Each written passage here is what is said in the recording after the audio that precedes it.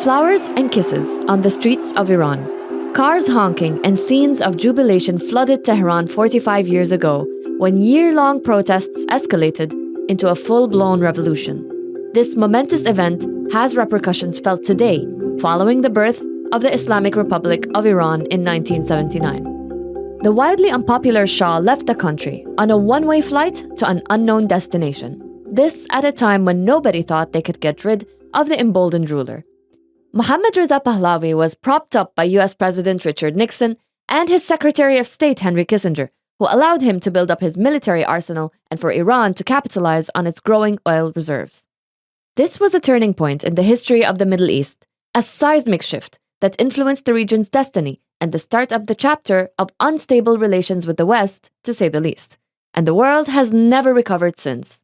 For the decades that followed, Iran's presence and part in the region could not be ignored, whether it was directly involved in conflicts like the 8-year-long war with Iraq, or by supporting and forging alliances with militant groups in Lebanon, Iraq, and other countries. Today, the US is in direct confrontation with the Iran-backed Houthis in the Red Sea after the group launched attacks on what it claims were Israel-linked targets. But are the Houthis an Iranian proxy? And what does it mean when we refer to Iran's expansionist regime? And what are Iran's ultimate goals from its own role in the Middle East? This is Beyond the Headlines, and I'm your host, Nada AlTaher. In this episode, we reflect on the 1979 Iranian Revolution on its 45th anniversary and the complex legacy it left. We also spoke with two prominent Iranian analysts who gave us some very opposing views on the different aspects of Iran's role in the region and what the future may or may not look like. It's a really complicated but fascinating topic. Let's dive in.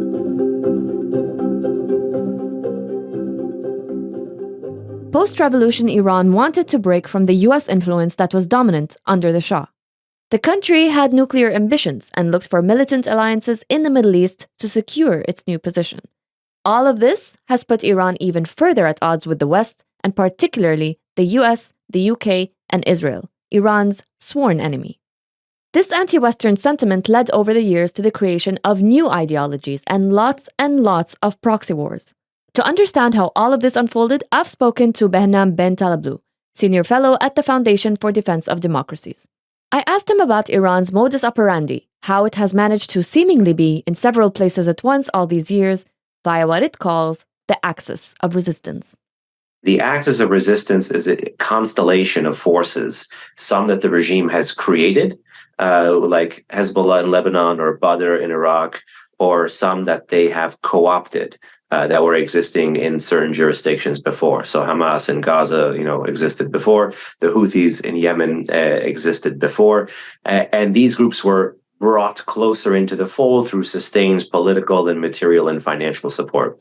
Either way, this is a loose, kind of diffuse coalition of actors that the regime is able to keep together based on a least common denominator approach. And though that least common denominator is if you are willing to shoot at someone that the Islamic Republic would like to shoot at.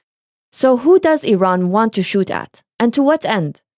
Behnam explains using recent events, particularly with regards to Israel's war in Gaza, which began after Hamas launched an attack against Israel on October 7.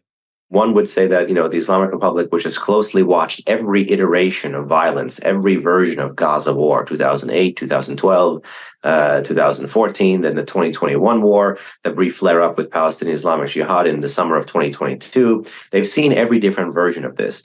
So while the regime may have been caught off guard by the ferocity and the barbarism of Hamas, or the ability of Hamas to go so far in and be uncontested for such a period of time on the actual date of the terrorist attack, October 7th, the philosophy and the enmity is something that the regime had underwritten for so long. And in this sense, once you zoom out, you can see Iran being a major supporter of the run-up because of the support for this proxy group. And in the aftermath, when you have the intensification of these other theaters, once Israel begins the fight against Hamas in Gaza proper, and you have the Islamic Republic trying to shun any kind of overt involvement in October 7 to avoid a direct confrontation, which again, that avoiding of a direct confrontation is part and parcel of the Islamic Republic's foreign and security policy, particularly in the aftermath of the Iran-Iraq War, which brought a conventional military conflict onto Iranian territory, and for the regime's revolutionary elite was really a never again kind of moment for them. So much of their forward defense, their foreign and security policy, the creating or the co-opting of these proxies is to have the fight consistently be taken geographically out of Iranian territory. We also spoke to director of the Iran Project and senior advisor at the crisis group, Ali Baez, who had different words to say about Iran's motivations. I think you can look at what Iran has been doing in the region in the past few months and come to the conclusion that Iran is 10 feet tall and this powerful mastermind that has a strategic plan in place, and it's being implemented through different partners and proxies throughout the region, projecting power all the way from the Indian Ocean to the Red Sea and the Mediterranean. I don't see it that way because I see Iran as mostly being in reactive crisis management mode since October 7th. A lot of the things that it has done seem to be basically kind of impetuous and reactive, not strategic at all. And the reason is that Iran didn't want to be in the position that it is today. One has to understand that this network of partners and proxies was developed primarily as a result of the sense of solitude that Iran experienced during the Iran-Iraq War, where almost the entire region and the world powers were siding with the Saddam regime, who had launched a war of aggression against Iran. And so this network is entirely designed to deter an attack on Iranian soil. It is not designed to protect Hamas or any other member necessarily.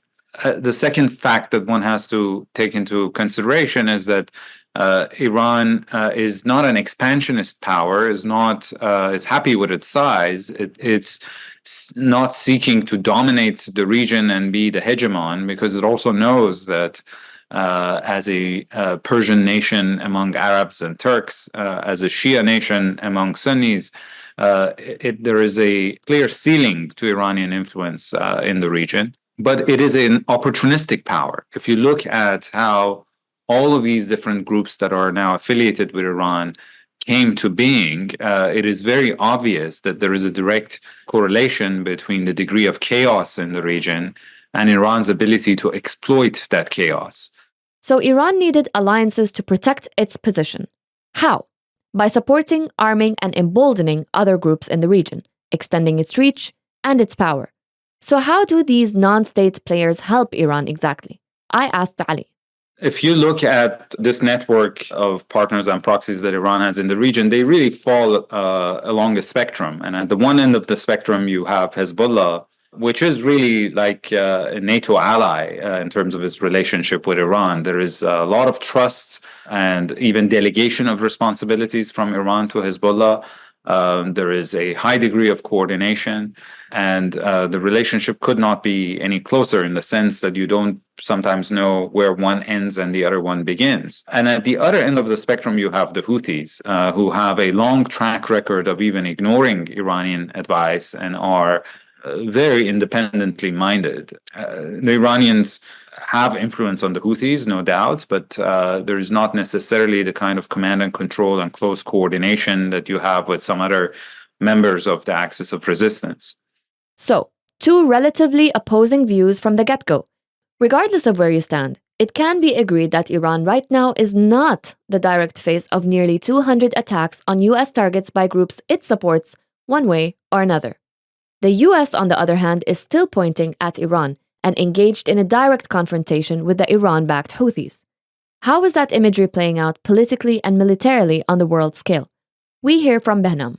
No U.S. president has been willing to run this, what I would say would be insane social science experiment in real time of targeting Iranian territory when previous U.S. presidents, when the capabilities and the threat of the regime was weaker, also shunned this idea. You may hear, and I'm on this issue, I'm no shrinking violet. I believe that, you should be aggressively rolling up the regime's networks, aggressively enforcing oil sanctions, getting, our friends across the region, as well as our friends in Europe, to be rolling back rather than opening up diplomatic embassies with a regime that causes this much instability and chaos for friends and neighbors across the region. So, in essence, that is a gigantic prelude to say, I don't believe it is prudent at this moment for an administration like you see currently in Washington, which has been adverse to even imposing or enforcing tough non-military measures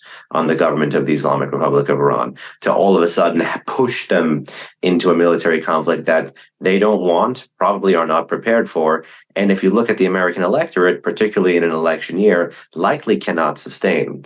I mean, the quiet part out loud here, and this is tough, particularly for friends and allies and partners of the U.S. In the region, is that the American population has voted for three very different men with three very different worldviews, but in essence with one message about the Middle East, and particularly the CENTCOM area of operations, which is to say that they believe the Middle East is a junk bond. I don't believe this. Many of my friends don't believe this. Many in Washington don't believe this. But because of the poor U.S. track record in the region and the expenses imposed on the American electorate in blood and treasure, and even psychological, of being engaged in the longest war and not having that longest war come to a glorious conclusion, but to come to a conclusion that we saw, all of us publicly, in late summer, early fall of 2021 with the U.S. exit from Afghanistan. And it's precisely that kind of exit that got the head of the Islamic Revolutionary Guard Corps next door in Iran to say the America of today is not the same America of 10, 20 years ago. And that's a dangerous thing for regime officials in Iran to say, because not just their capabilities are going up, their will to use these capabilities are going up. So I see some U.S. risk aversion towards Iran proper as driven from the politics of the situation, fear of a widening war, even though what the Islamic Republic is doing, and we talked about in the previous answer, is actually widening the war. So there is already a widening war underway. It's not the U.S.'s fault, but it's Iran's ability to activate different geographies at a time of its own choosing. But there's a reason why the U.S. wouldn't want to be in direct military conflict with Iran. Ali explains. Almost every U.S. administration since 1979 revolution has avoided going down that road, even the most hawkish militant one, which was the Trump administration. And even they didn't go as far as targeting Iran on its own soil. Again, because it has consequences. Then there is now another element that one has to take into account seriously, which is that as a result of Trump's withdrawal from the 2015 nuclear deal, Iran's nuclear program is now closer than ever to the verge of nuclear weapons. It would take Iran only 5 days to enrich enough uranium for a single nuclear weapon. It can have enough for an arsenal of 4 to 5 nuclear weapons in a month. Now, if Iran is attacked, I can very well see arguments inside the country saying, well, we have paid the economic price of a nuclear weapon through years of sanctions, and now we have been attacked on our own soil. We need nuclear weapons in order to prevent this from happening again, because nuclear weapons are the ultimate deterrent, right? So imagine the consequences of that. So lots of complexities, alliances, and indirect confrontations.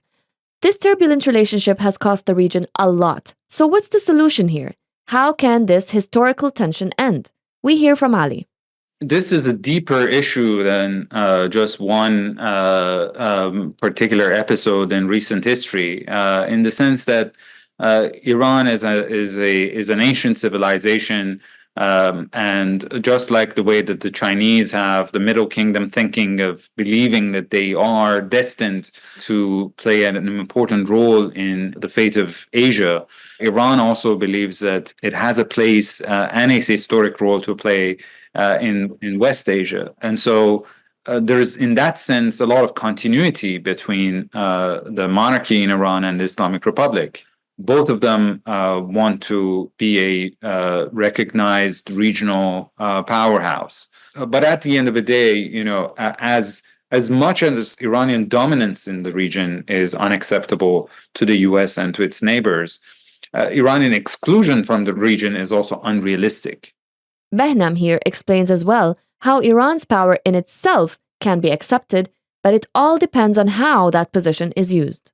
I think one very short to medium term reason why we have this problem is everyone in the region and everyone vis-a-vis here, like in the West and America, I don't think in their heart of hearts has a problem with Iranian power.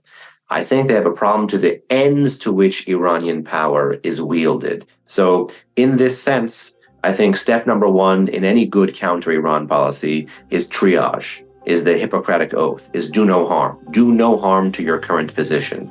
And then from that, you can build up. It's anyone's guess where we're all heading in this disruptive, expanding, bloody, yet historically pivotal conflict that's still unfolding. It's important to remember how we got here, even if the views on this matter differ depending on who you speak to. This episode of Beyond the Headlines was produced by Dua Farid and Arthur Edison, and I've been your host, Nada AlTaher. For more on this and other deep dives, please subscribe wherever you get your podcasts and head to thenationalnews.com.